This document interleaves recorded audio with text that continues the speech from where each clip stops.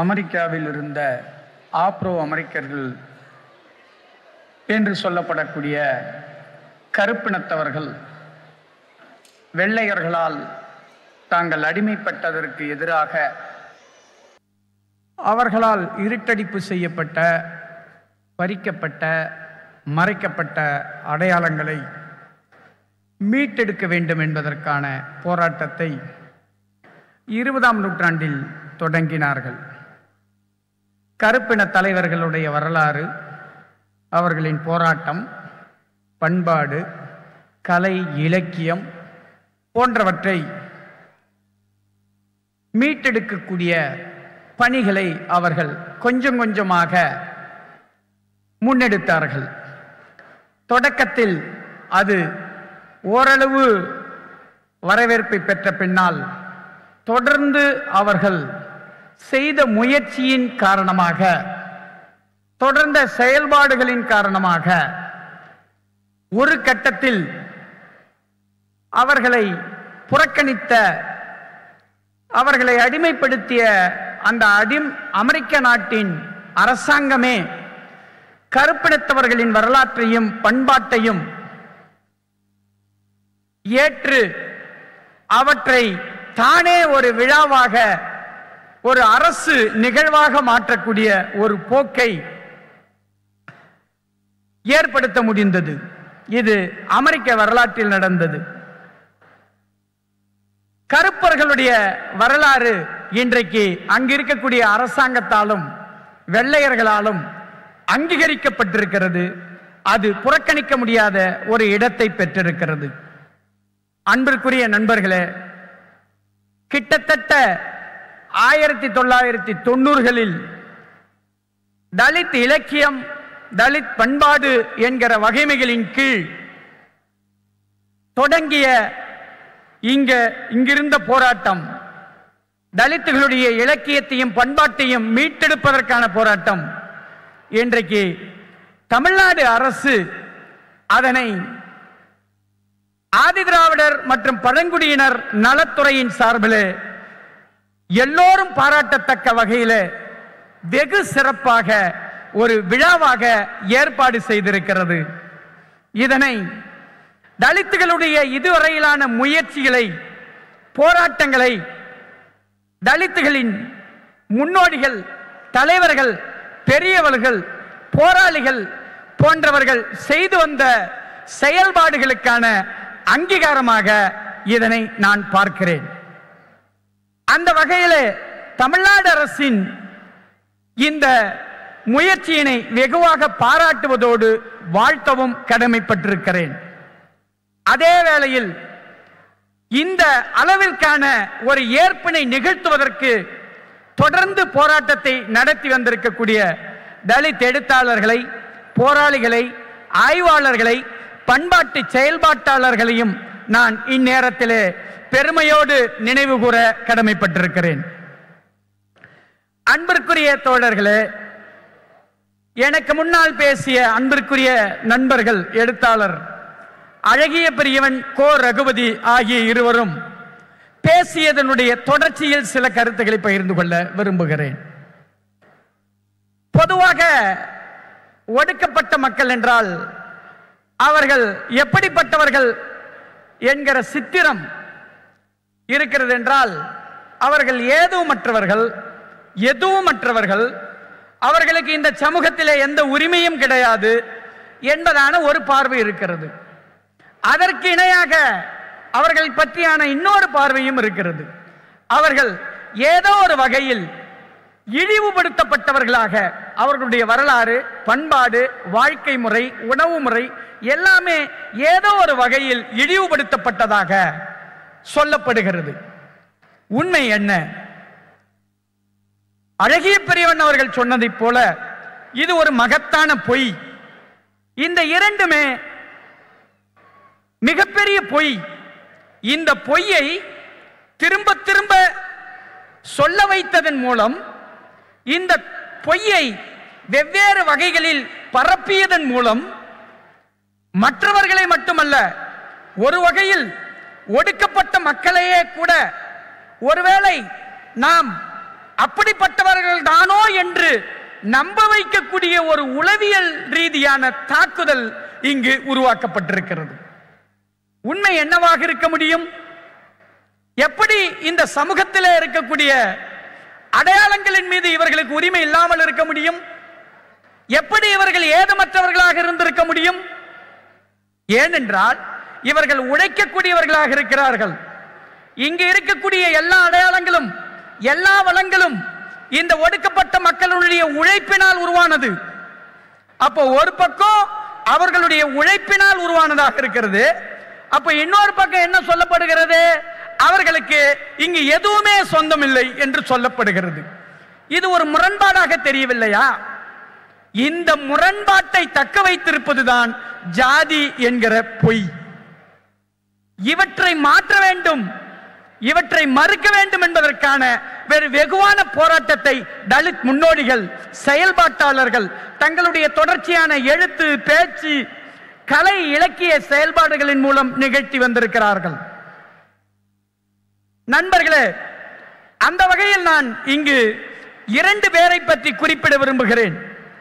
ஒருவர் அண்மையிலே காலமான சிந்தனையாளர், திறனாய்வாளர் பேராசிரியர் ராஜ் கௌதமன் அவர்கள். கிட்டத்தட்ட 1990களில் தலித் என்கிற வகமையின் கீழ் ஒடுக்கப்பட்டோர்களுடைய, ஆதி திராவிடர்களுடைய, பழங்குடியினர்களுடைய இலக்கியம் எழுச்சி பெற்ற போது அவற்றுக்கு அறைகூவல் விடுத்தவர்களில் முன்னோடியாக இருந்தவர் திரு ராஜ் கௌதமன் அவர்கள். ராஜ் கௌதமன் அவர்கள் 2 பணிகளை செய்தார். ஒன்று, இந்த மக்களுக்கு, இந்த மக்களை பற்றி இழிவாக எழுதி வைத்திருக்கக்கூடிய எழுத்துக்களின் மீதும், இந்த மக்களை பற்றி கொச்சைப்படுத்தப்பட்ட இதுவரையிலான பண்பாட்டு அடையாளங்களின் மீதும் ஒரு மறு பார்வையை, ஒரு மறு வாசிப்பை அவர் முதலாவதாக நிகழ்த்தி காட்டினார். அதன் அடிப்படையில் இந்த மக்கள் மீது எழுதப்பட்டிருக்கக்கூடிய இழிவுகள் என்பது செயற்கையானவை, பொய்யானவை, இட்டுக்கட்டப்பட்டவை என்கிற முடிவினை அவர் தக்க சான்றுகளோடு, தர்க்கபூர்வமான ஆதாரங்களோடு இலக்கிய திறனாய்வுகளாக தமிழ் இலக்கிய உலகத்திற்கு முன்வைத்தார். ஏறக்குறைய தமிழ் திறனாய்வு உலகம் எத்தனையோ அறிஞர்களை கண்டிருக்கிறது, எத்தனையோ மகத்தான ஆய்வாளர்களை கண்டிருக்கிறது. நாம் அவர்களை குறைத்து மதிப்பிட முடியாது. ஆனால் ராஜ் கௌதமனுடைய இந்த ஆய்வு கிட்டத்தட்ட இதுவரையிலும் இல்லாத வகையில் ஒடுக்கப்பட்டோருடைய நோக்கில் சமூகத்தை மேலிருந்து பார்ப்பதற்கு மாறாக இந்த சமூகத்தின் ஆக கட்டக்கடைசியில் இருக்கக்கூடிய மக்களுடைய பார்வையிலிருந்து வாசித்து பார்க்கக்கூடிய ஒரு வரலாற்று மறுமுயற்சியை திரு ராஜ் கௌதமன் அவர்கள் தன்னுடைய எழுத்தின் மூலம் நிறுவி காட்டினார். இது ஒன்று. இரண்டாவதாக அவர் செய்த சங்க இலக்கிய ஆய்வுகள். அவர் சங்க இலக்கியங்கள் பற்றியான ஆய்வை செய்த போது அதிலே ஒரு மிக முக்கியமான பாய்ச்சலை நிகழ்த்தினார். என்ன வகையான பாய்ச்சல் என்று சொன்னால், நண்பர் ரகுபதி அவர்கள் குறிப்பிட்டதைப் போல இந்த சமூகத்தினுடைய இந்த மக்கள், இந்த பூர்வகுடி மக்களுடைய தோற்றம், தொடக்கம் என்னவாக இருந்தது, அப்படி இருந்த அவர்கள் எப்படி மெல்ல மெல்ல உடைமை சமூகத்தின் வாயிலாகவும் வைதீக அடையாளங்களின் வாயிலாகவும் இந்த இரண்டும் இணைக்கப்பட்டு எப்படி வீழ்த்தப்பட்டார்கள், தாழ்த்தப்பட்டார்கள் என்பதை சங்க இலக்கிய பணுவல்களை அடிப்படையாக கொண்டு அவர் எழுதி காட்டினார். அவற்றிலே அவர் உருவாக்கிய ஒன்றுதான் இந்த சமூகத்திலே ஆரம்பத்தில் ஒரு இனக்குழு சமூக வாழ்க்கை இருந்தது. அங்கு ஒப்பீட்டளவில் இன்று இருப்பதை காட்டிலும் ஒரு பொதுவுடைமை வாழ்வு சாத்தியப்பட்டிருந்தது என்பதை சங்க இலக்கிய பணுவல்களின் வாயிலாக அவர் எழுதினார். அப்படி அவர் எழுதி காட்டுகிற போதுதான் பாணர்கள் என்கிற இனக்குழுவினர் பற்றி அவர் எழுதுகிறார், எடுத்தாள்கிறார். அழகிய பெரியவன் அவர்கள் குறிப்பிட்டார், பாணர்கள் என்று சொன்னால் அவர்கள் ஏதோ ஏழைகள் என்பது மட்டுமல்ல, அவர்கள் இந்த சமூகத்திலே இருந்த பல்வேறு அரசுகளை, குறு அரசுகளை, சிற்றரசுகளை நடத்தியவர்களாகவும் வரலாற்றில் இருந்திருக்கிறார்கள். நாம் இலக்கியங்களை மறுவாசிப்பு செய்கிற போது அது ஏற்கனவே சொல்லப்பட்ட முறையிலேயே படிக்க வேண்டும் என்கிற எந்த அவசியமும் இல்லை. அவற்றை நாம் கிட்டத்தட்ட திட்டவட்டமான பார்வையில் மிக கூர்மையான கேள்விகள் எழுப்பி அவற்றிலே இடையீடுகள் செய்து அவற்றுக்கு ஏற்கனவே கொடுத்திருக்கக்கூடிய வாசிப்புகளை உடைத்து சொற்களை தலைகீழாக்கி அவற்றிலே ஒரு புதிய வாசிப்பை, அதன் வாயிலாக ஒரு புதிய அர்த்தத்தை, அதன் வாயிலாக ஒரு புதிய வரலாற்றை, எதுவுமற்றவர்கள் என்று சொல்லப்பட்ட இந்த ஒடுக்கப்பட்ட மக்கள் எல்லாம் இருந்தவர்களாக இருந்தார்கள். அவர்கள் வரலாற்றில் எல்லாம் இருந்தவர்களாக இருந்தவர்கள் அல்ல, மாறாக எல்லாம் இருந்தவர்கள் இல்லாமல் ஆக்கப்பட்டார்கள் என்று ஒரு வரலாற்றை தான் நாம் சொல்ல வேண்டும் என்கிற ஒரு மகத்தான திறனாய்வு வாசிப்பை திரு ராஜகௌதமன் அவர்கள் தன்னுடைய வாசிப்பின் வாயிலாக இங்கே முன்வைத்தார். அவர்கள் ஏதுமற்றவர்கள் என்பது பொய், அது ஏதுமற்றவர்களாக ஆக்கப்பட்டார்கள் என்பதே மெய். அந்த வேரினை, அந்த மூலாதாரத்தினை ராஜகௌதமன் அவர்கள் தன்னுடைய ஆய்வின் மூலம் கண்டடைய ஆரம்பித்தார். இதுதான் இன்றைக்கு நாம் இந்த சமூகத்தின் மீது செய்ய வேண்டிய ஆய்வு.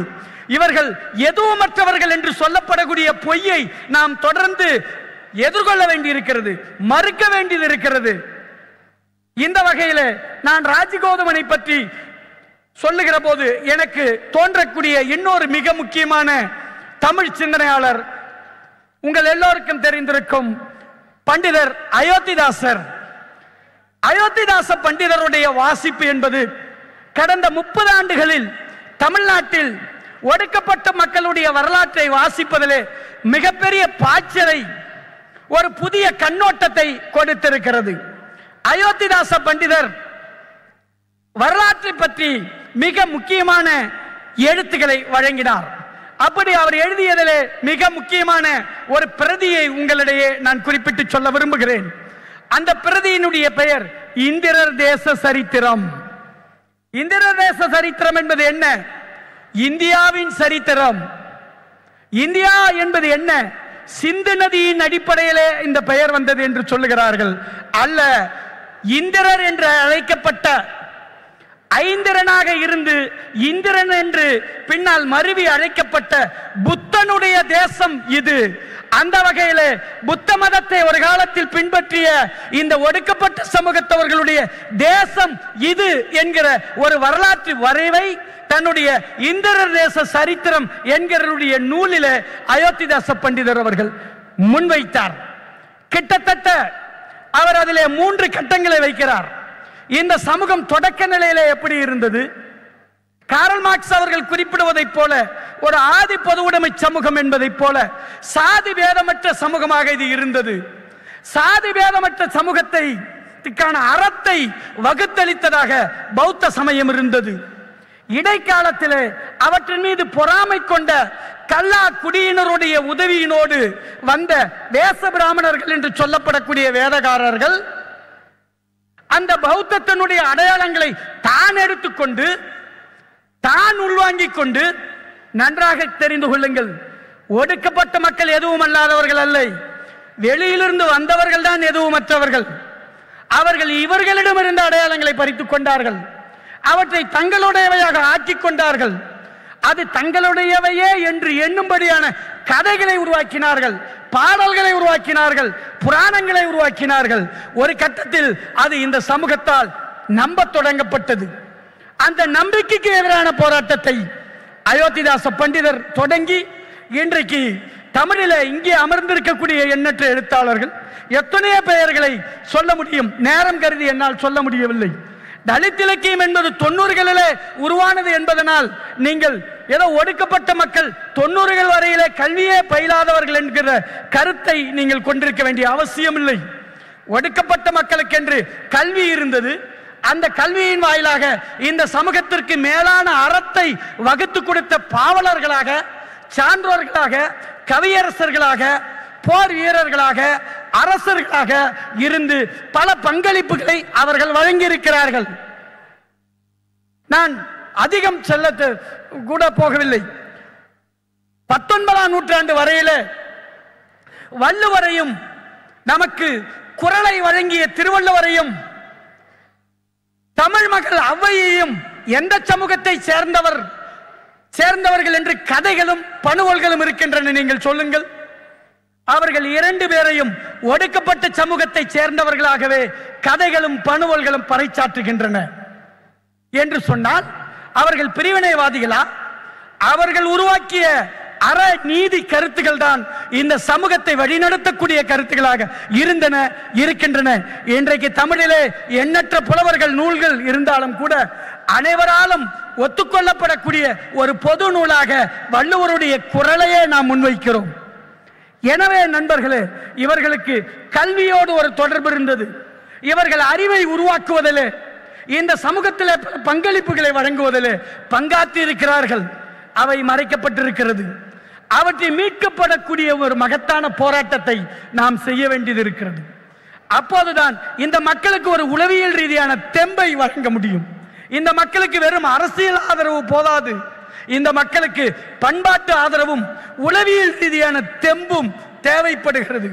அவற்றை இந்த இலக்கியங்களும் இந்த பண்பாட்டு அடையாளங்களும் தான் உருவாக்கி தர முடியும் என்பதுதான். கிட்டத்தட்ட பூர்வத்தில் ஜாதி பேதமற்றவர்களாக இருந்த இந்த மக்கள் இடையிலே ஜாதி பேதத்தால் பிணைக்கப்பட்டு இன்றைக்கு அவர்கள் கீழானவர்கள் என்பது போலவே ஒரு கதை உருவாக்கப்பட்டு விட்டது. இவற்றை நாம் வரலாற்றை கவனமாக வாசித்து பார்ப்பதன் மூலம் திரும்பி எழுத முடியும், மாற்ற முடியும் என்கிற நம்பிக்கையை நீங்கள் கொள்ள வேண்டும். அத்தகைய நம்பிக்கையை இத்தகைய இலக்கிய விழாக்கள் உருவாக்க வேண்டும், உருவாக்க முடியும். நண்பர்களே, இந்த வகையிலே பார்க்கிற போது ஒரு இவர்களுக்கு எதுவும் இல்லை என்கிற வரலாற்றுக்கு மாறாக 19ஆம் நூற்றாண்டின் இறுதியிலும் 20ஆம் நூற்றாண்டின் ஆரம்பத்திலும் அயோத்திதாச பண்டிதர் என்பவருடைய திறனாய்வு முறை என்பது இவர்கள் எதுவும் மற்றவர்கள் அல்ல, இவர்கள் எல்லாம் கொண்டிருந்தவர்கள் என்கிற ஒரு வரலாற்றை உருவாக்கினார்களோ, கிட்டத்தட்ட அதற்கு இணையான ஒரு வாசிப்பை 20ஆம் நூற்றாண்டின் இறுதியிலும் இந்த 21ஆம் நூற்றாண்டின் ஆரம்பத்திலும் தமிழ் இலக்கிய பரப்பை பணுவல்களை அடிப்படையாக கொண்டு ராஜகௌதமன் அவர்கள் நிறுவி காட்டியிருக்கிறார். மற்ற எழுத்தாளர்களுடைய எழுத்துகளும் நாவல்களும் சிறுகதைகளும் கவிதைகளும் பாடல்களும் உரைகளும் எண்ணற்றவையாக இங்கு பரவி கிடக்கின்றன. நண்பர்களே, வரலாற்றை இந்த 2 பேருக்கு இடையிலே நான் பார்ப்பதற்கு சொல்லுவதற்கு மிக முக்கியமான காரணம் இருக்கிறது. ஏனென்றால் ஒடுக்கப்பட்டவர்களின் வரலாற்று வீழ்ச்சியினுடைய வரலாறாக இருக்க முடியாது. அது தொடர்ந்து அவர்களை ஏதோ ஒரு விதத்தில் அவர்களை பண்பாட்டு தளத்திலே மலர்ச்சி அடைவதற்கான ஒரு வாசிப்பாக இருக்க முடியும். அத்தகைய வாசிப்பை நிகழ்த்தியவர்கள் இந்த 2 பெருமகன்கள். அவர்களுடைய உரைகள், அவர்களுடைய நூல்கள் மிக முக்கியமானவையாக இருக்கின்றன. கிட்டத்தட்ட திறனாய்வு என்று சொன்னாலே அது ஏதோ மேற்கோள்களை காட்டி அல்லது அடிக்குறிப்புகளை காட்டி எழுதுவதுதான் அது ரொம்ப ட்ரையானது ஆராய்ச்சிங்கிறது அப்படின்ற ஒரு கருத்து தான் இருந்தது. முதல் முறையாக இவர்களுடைய எழுத்துத்தான் வரலாற்றை எழுதுவதற்கு, தொடர் அழகிய பெரியவன் அவர்கள் குறிப்பிட்டது போல, வரலாற்றை எழுதுவதற்கு ஒருவனுக்கு தகவல் அறிவு மட்டும் போதாது, தர்க்க அறிவு மட்டும் போதாது. தீண்டாமை என் தோற்றுவாய், தீண்டப்படாதவர்கள் யார் என்ற நூலிலே பாபா சாஹேப் அம்பேத்கர் அவர்கள் குறிப்பிட்டார். வரலாற்றை எழுதக்கூடிய ஒரு வரலாற்று ஆசிரியனுக்கு ஒரு நுட்பமான புனைவு மனம் வேண்டும். ஒரு நல்ல புனைவு மனம் இல்லாதவன் ஒரு சிறந்த வரலாற்று நூலை எழுதிவிட முடியாது என்று குறிப்பிட்டார். ஏறக்குறைய அந்த கருத்தின் அடிப்படையில் பார்த்தால் புனைவு என்பதற்கும் விமர்சனம் என்பதற்கும் ஆராய்ச்சி என்பதற்கும் எந்த இடைவெளியும் இல்லாமல் ஒரு புனைவு மனத்தோடு விமர்சனத்தை, ஆராய்ச்சியை எழுதி பார்த்தவர்தான் ராஜகௌதமன் அவர்கள். தன்னுடைய தீர்க்கமான புனைவு மனத்தின் ஒரு பரந்த விரிந்த அறிவோடு வரலாற்றை இந்திரர் தேச சரித்திரம் என்கிற நூலின் மூலம் எழுதி காட்டியவர்தான் அயோத்திதாச பண்டிதர். எனவே புனைவுக்கும் ஆராய்ச்சிக்குமான இடைவெளியும் கூட நாம் குறைத்து வரலாற்றில் எல்லா இடங்களிலிருந்தும் நாம் நமக்கான தர்க்கங்களை, தரவுகளை எடுத்து அதன் மீதான ஒரு புதிய வாசிப்பை நிகழ்த்த வேண்டும் என்பதை வலியுறுத்தி இந்த வாய்ப்பிற்கு இந்த ஏற்பாட்டாளர்களுக்கும் கேட்ட நண்பர்களுக்கும் நன்றி சொல்லி நிறைவு செய்து கொள்கிறேன். வணக்கம், நன்றி.